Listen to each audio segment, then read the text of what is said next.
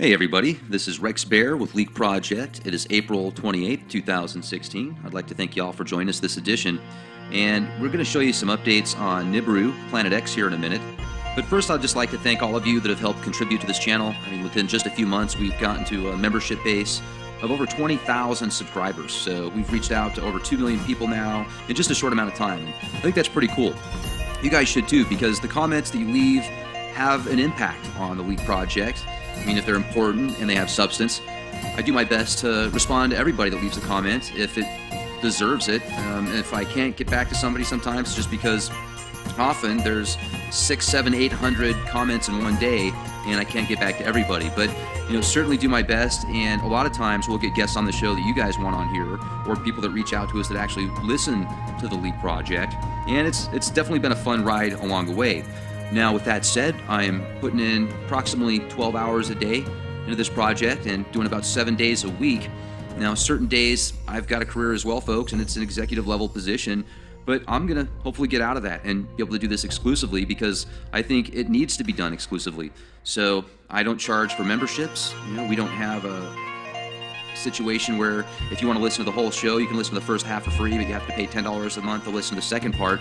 So it's nice on occasion when people contribute to the show financially as well. And you know, recently we had somebody that dropped $100 to the Leak Project. There's a little section on the YouTube channel that says help fund the Leak Project. They clicked there, and you know, this morning when I logged on, I noticed somebody dropped us $100, and I appreciate that. Every little bit helps.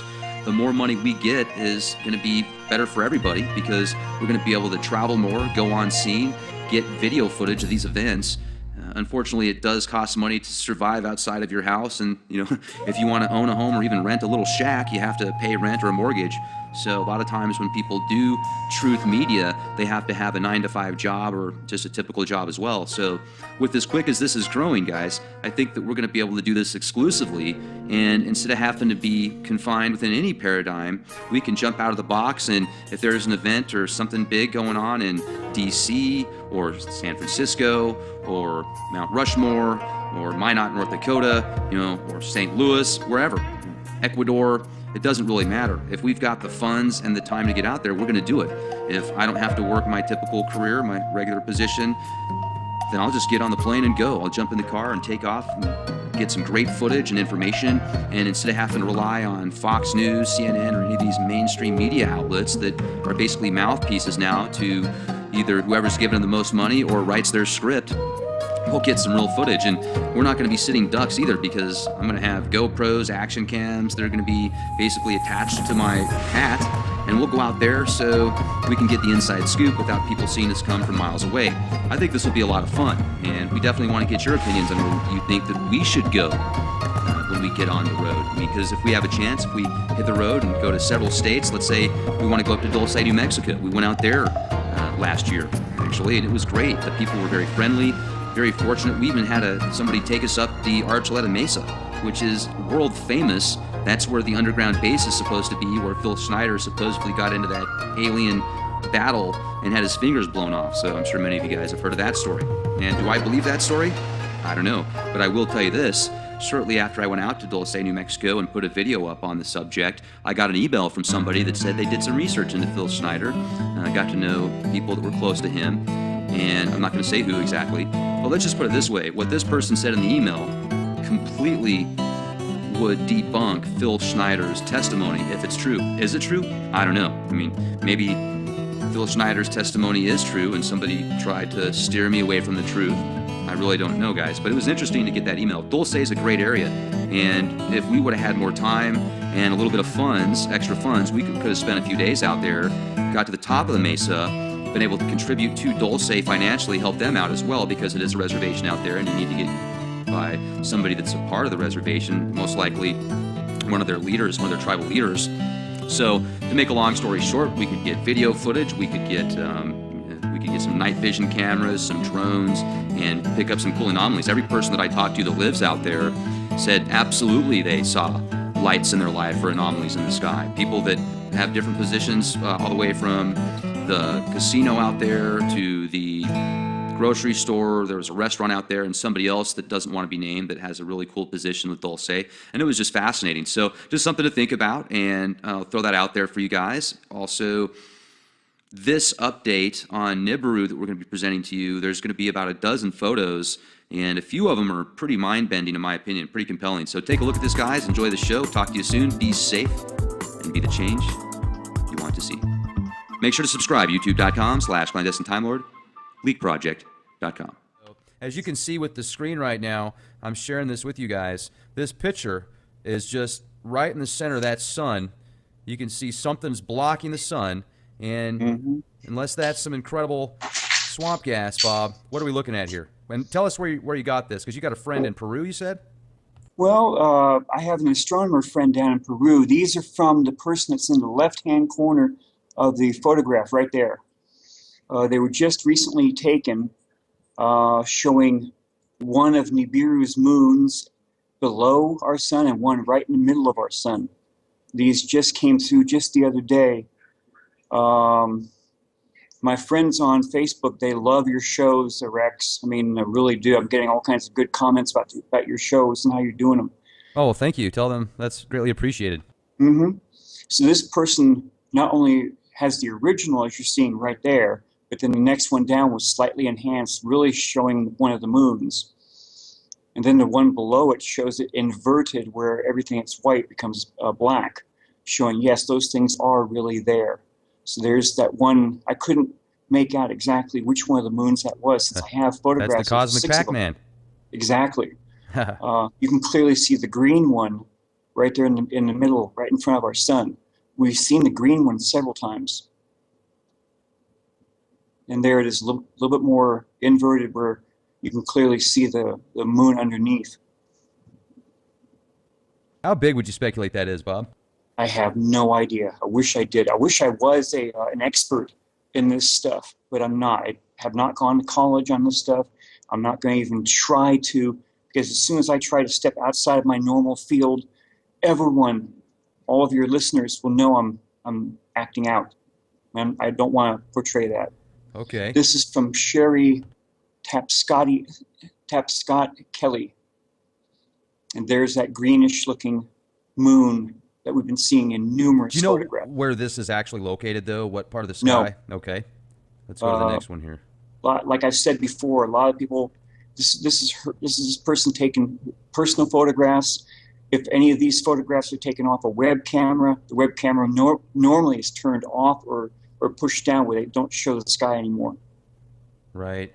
Now, we're going to go back up here. I just want to look at this again for a minute, because if you look at the background, you can see that it just looks like your typical day where there's the chemtrail haze. You know, you've got some typical, not a whole lot of chemtrails, but it looks like it's already dissipated and turned into that film.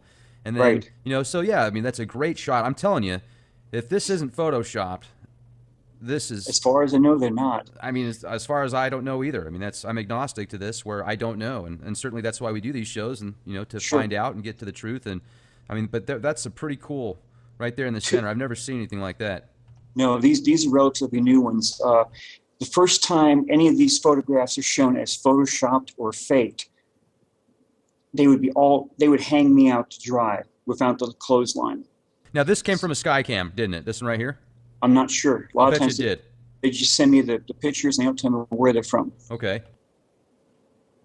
Talk to us about this one. This one was on the 25th as well, it looks like. And that same red one, that's the one we've seen in the skies over Mexico, seen it in the skies over Germany, over Italy. That's the one we call from the Holy Bible. It's called Wormwood. Okay. From the ancient Egyptians, it's called the Destroyer. The Hopi people know it as the Red Kachina. Okay. Now, these photographs from my friend Dawn Hull, she's up in Washington State, and she has a very expensive camera that sees in the infrared band. So these are huge red things. Otherwise, something that creates a lot of heat. That's why it's showing up as red in these images. And they're just huge and round. So Pacific Northwest, is this Oregon, Washington State? Washington, yes. Okay. And so he uses an infrared camera, you say? Yes. Okay. Looks like those are both the same there. I might have sent you the same thing. Sure. Sorry. No, that's fine. Now, this one, ooh, look at that. Right. That one was caught where it's almost invisible, but it's being seen. it's probably just filtering through the haze or the chemtrails, whatever it's up in their skies. So a lot of people are seeing just that, and it's like, what is that? And that's because someone or something is trying to hide it from our views. If they could see that very clearly in the skies, everyone would be freaking out. Unless that's lens flare, it does kind of look like there's some crater Well, type anomalies in it, you know? If you look at yeah, that, it does. You I can see these see. little pixelated things, areas here. So that would probably be that white moonish thing we've been seeing in the earlier photographs from yesterday. I mean, the day before, showing the whitish looking moon has craters all around it, far worse than our moon. I'm Now, using the term moon because they are technically moons of the planet Nibiru, although they are more than likely quite larger than our entire planet. But without knowing how big they are or how far away from the photographer, we have no way of knowing. And there it is again. so this is the original, it looks like. And so photo is spelled that way in what country? Is that like I Mexico or think something? I think these are from Italy. Italy? Okay. You'd think I'd know that being in San Antonio, that I could spell photo in Spanish. It's kind of sad that I don't. But yeah, that's a really interesting shot right there. And then if you go back to the way that it was enhanced here, and there's more Right. detail, that is a pretty cool anomaly right there, whatever that is. The person that sent you this photo, Bob, the photo, F-O-T-O here. Now, do you know this person just on Facebook? No. Do they send you a lot of stuff, or how did you find this picture? People are seeing this show on my Facebook thing. I'm getting lots of friend requests. And as soon as I get friend requests, I look onto their Facebook page to see what they have, or they're sent to me from them afterwards. Cool. So you got your own Nibiru network going on. Just about, yes. That's awesome. And for those that are listening, if you want to be a part of this, check out Robert's Facebook page, Robert H. Evans Jr., and also, he's got a really cool website with a ton of SOHO photographs of these incredible anomalies that look like the size of planets that are bouncing in and out and around the sun at starshipsaroundthesun.com. Now, let's go back to this photo again here for a moment and just take I'm going to zoom in on this, you guys, so you can get an even better look at it here. I mean, you can still almost see, and that could explain, Bob, because, folks, let's go back in our minds about 10 years, 10, 15 years. Remember, maybe even a little bit further than that, 15 years, maybe 20 years if you can, but if you can only go back 10 years, let's do that. And think of what it was like when you looked out in the skies. It would be blue. It wasn't silver. Even on a nice day when there's no clouds in the sky, even when you don't see any chemtrails, there's still this different color in the atmosphere. It's almost got a silverish tint to it, and I'm wondering if that could be these nanoparticulates that they're spraying in the skies due to certain light angles and maybe certain materials combined with whatever technologies they have. And this is not far-fetched, folks. Maybe that's what is causing this blockage that is making it very difficult to see these anomalies. And maybe that's why certain times of the day they spray in certain parts of the world. It's not to just take care of the coastlines when they say they're trying to keep the coast safe from global warming and the sea levels rising from all the ice caps melting in Antarctica. If that was the case, wouldn't they just be spraying it in Antarctica? So, I mean, there could very well be a reason that the color is different now, and maybe it's because they're spraying some type of shield, and now these pictures were, even when we talked to Gil Broussard yesterday, he talked about how the government has these lasers, this technology, to block this kind of stuff. So that's Right. pretty interesting. Well, the most up-to-date reason that I can think of is because the Earth is orbiting straight towards them. That's why they're growing clearer and clearer in our skies and larger day by day. So this is, I guess, a different type of It's been partially enhanced right there okay, to make it stand out, okay. and that's from Sharon. Sharon's That was- always got some good ones, doesn't she? Yes, she does. I'd And like to give a special shout out to Sharon. Thank you. She's been doing a really good job taking photographs. That looks like that whitish looking moon, but I can't see the huge hole in one side. Maybe it's just orbited, maybe it's rotated away from her where she's taking the photograph. Because she's catching most of her stuff in her own skies in Illinois. There's that white moon again with that huge crater. And it's not our moon. Okay, this next one is normally how you'd see our moon in the sky. You see the Uh, all the dark stuff is at the bottom or in the 7 o'clock position. Okay. We recently uploaded several photographs of the moon. One of them was from March 22nd, and it clearly showed all that the dark area down in the left-hand corner of the moon. And then another image was from 325, clearly showing all that dark area up near the 1 or 2 o'clock position. So the moon has either been tilted or rolled to the right. And that happened between March 22nd and March 25th. Now, I know I put the photographs right there on your Facebook page. Yeah, I'm pulling them up right now.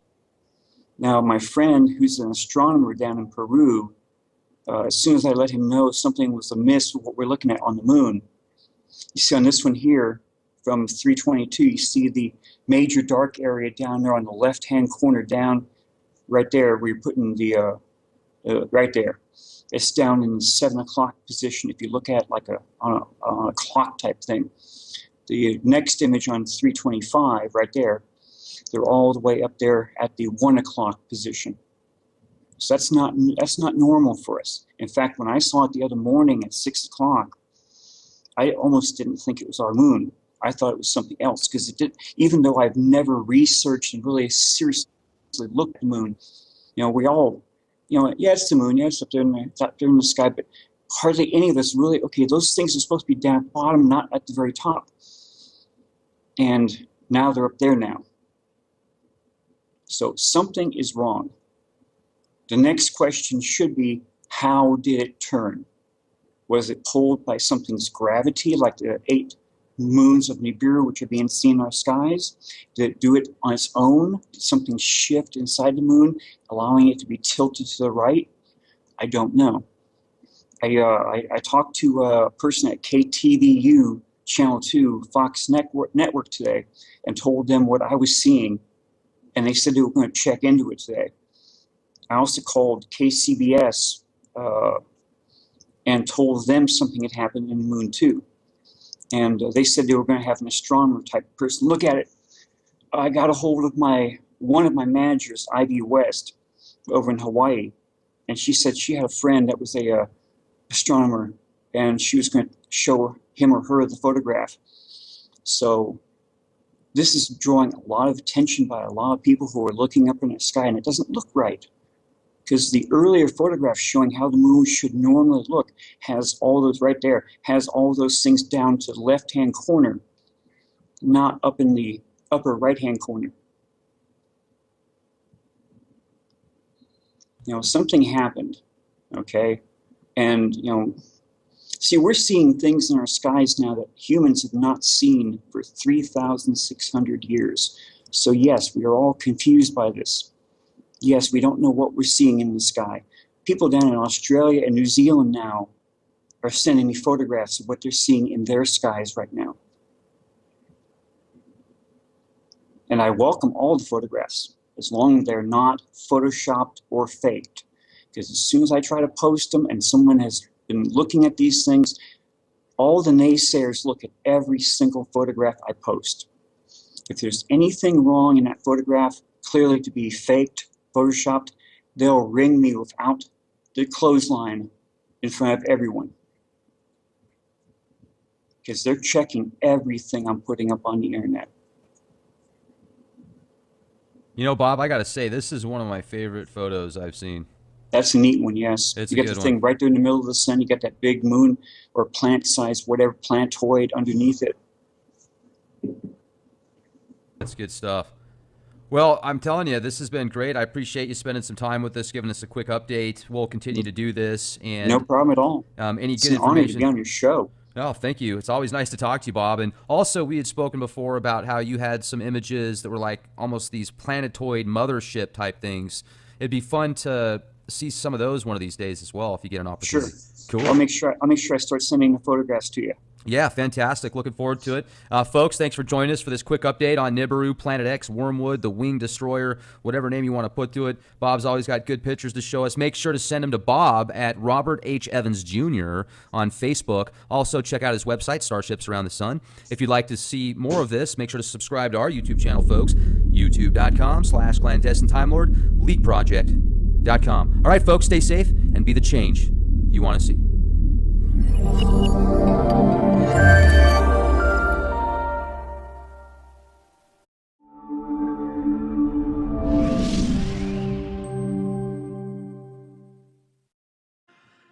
Hey everybody, this is Rex Bear with Leak Project. It is April 28th, 2016. I'd like to thank you all for joining us this edition.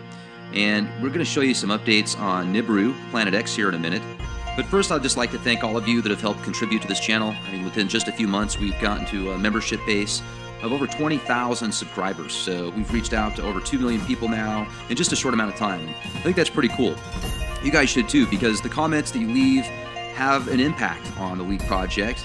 I mean, if they're important and they have substance, I do my best to respond to everybody that leaves a comment if it deserves it. And if I can't get back to somebody sometimes, just because often there's 600, 700, 800 comments in one day and I can't get back to everybody. But certainly do my best, and a lot of times we'll get guests on the show that you guys want on here, or people that reach out to us that actually listen to the Leak Project, and it's definitely been a fun ride along the way.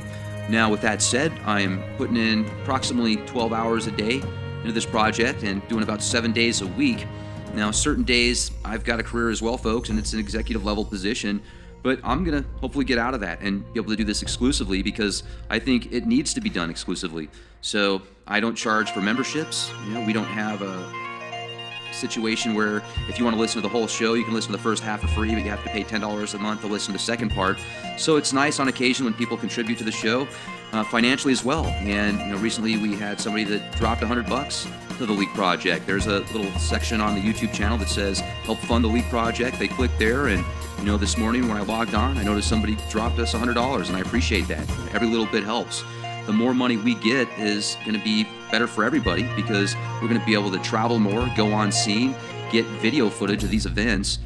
Unfortunately, it does cost money to survive outside of your house, and if you want to own a home or even rent a little shack, you have to pay rent or a mortgage. So a lot of times when people do truth media, they have to have a 9-to-5 job or just a typical job as well. So with as quick as this is growing, guys, I think that we're going to be able to do this exclusively. And instead of having to be confined within any paradigm, we can jump out of the box. And if there's an event or something big going on in DC or San Francisco or Mount Rushmore or Minot, North Dakota, or St. Louis, wherever, Ecuador, it doesn't really matter. If we've got the funds and the time to get out there, we're going to do it. If I don't have to work my typical career, my regular position, then I'll just get on the plane and go. I'll jump in the car and take off and get some great footage and information. And instead of having to rely on Fox News, CNN, or any of these mainstream media outlets that are basically mouthpieces now to either whoever's given them the most money or writes their script, we'll get some real footage. And we're not